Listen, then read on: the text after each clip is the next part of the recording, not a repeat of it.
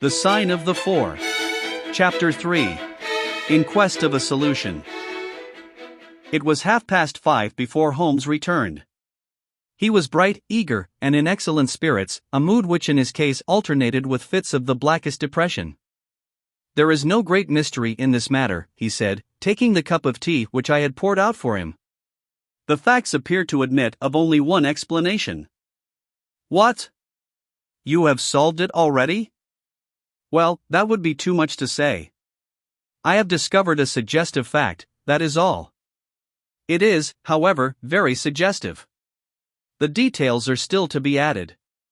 I have just found, on consulting the back files of the Times, that Major Sholto, of Upper Norwood, late of the 34th Bombay Infantry, died upon the 28th of April 1882.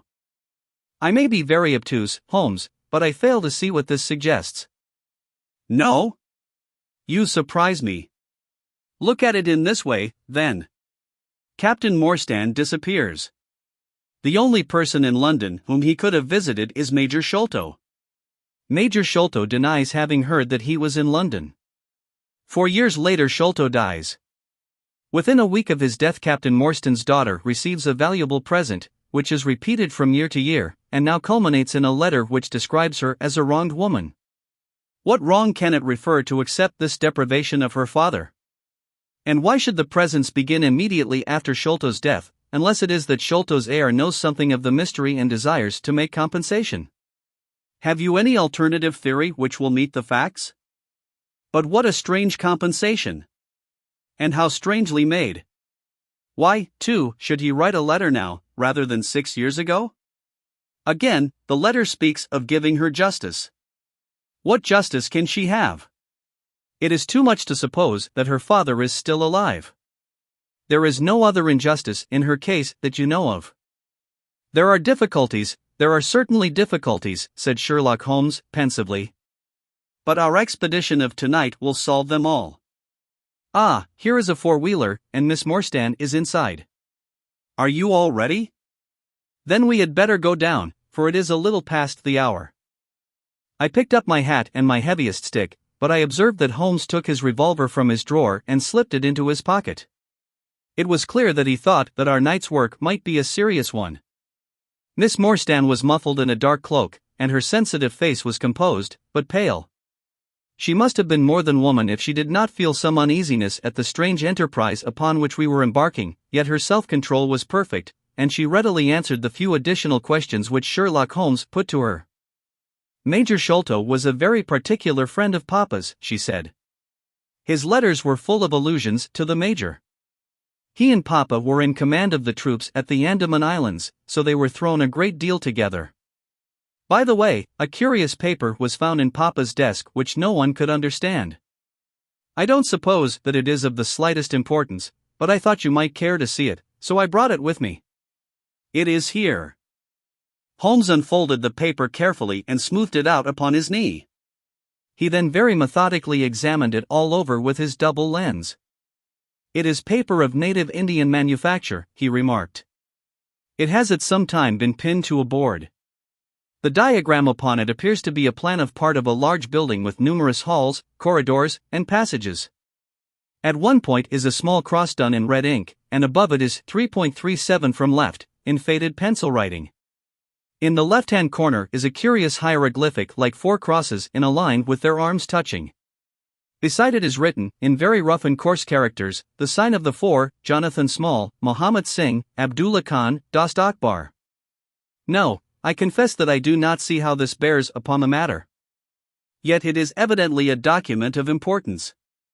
It has been kept carefully in a pocketbook, for the one side is as clean as the other. It was in his pocketbook that we found it. Preserve it carefully, then, Miss Morstan, for it may prove to be of use to us. I begin to suspect that this matter may turn out to be much deeper and more subtle than I at first supposed. I must reconsider my ideas." He leaned back in the cab, and I could see by his drawn brow and his vacant eye that he was thinking intently. Miss Morstan and I chatted in an undertone about our present expedition and its possible outcome, but our companion maintained his impenetrable reserve until the end of our journey. It was a September evening, and not yet 7 o'clock, but the day had been a dreary one, and a dense drizzly fog lay low upon the great city.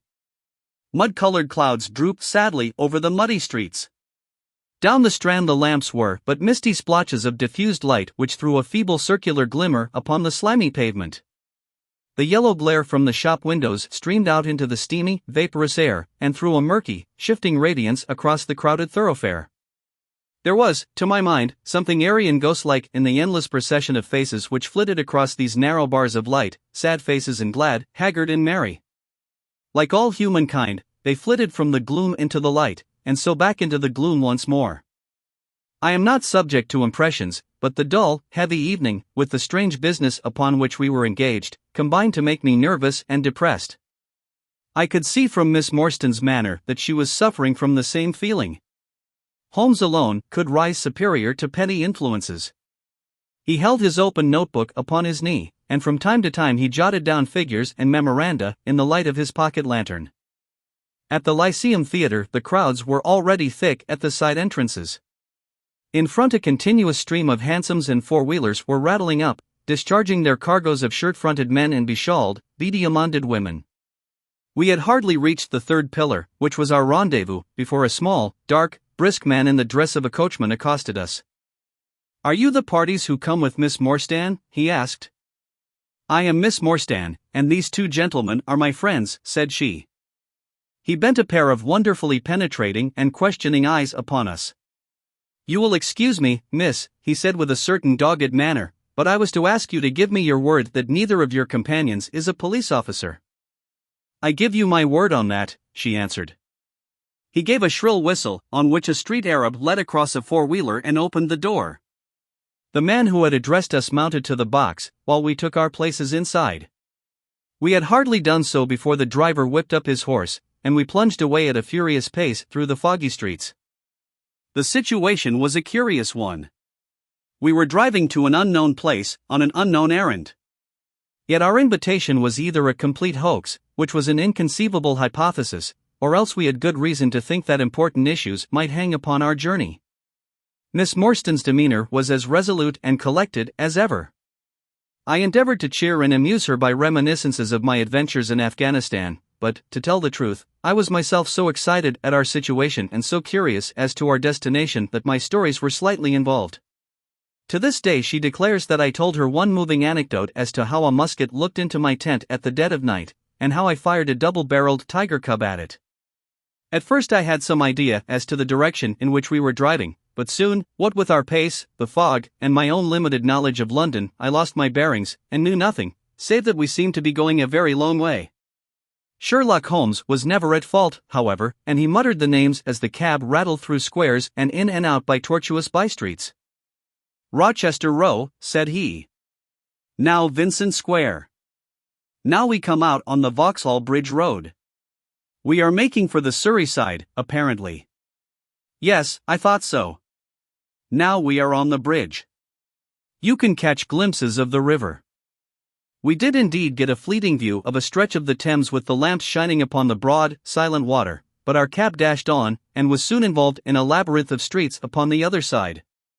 "Wordsworth Road," said my companion. "Priory Road. Lark Hall Lane. Stockwell Place. Robert Street. Cold Harbor Lane." Our quest does not appear to take us to very fashionable regions. We had, indeed, reached a questionable and forbidding neighborhood. Long lines of dull brick houses were only relieved by the coarse glare and tawdry brilliancy of public houses at the corner. Then came rows of two-storied villas each with a fronting of miniature garden, and then again interminable lines of new staring brick buildings, the monster tentacles which the giant city was throwing out into the country. At last the cab drew up at the third house in a new terrace. None of the other houses were inhabited, and that at which we stopped was as dark as its neighbors, save for a single glimmer in the kitchen window.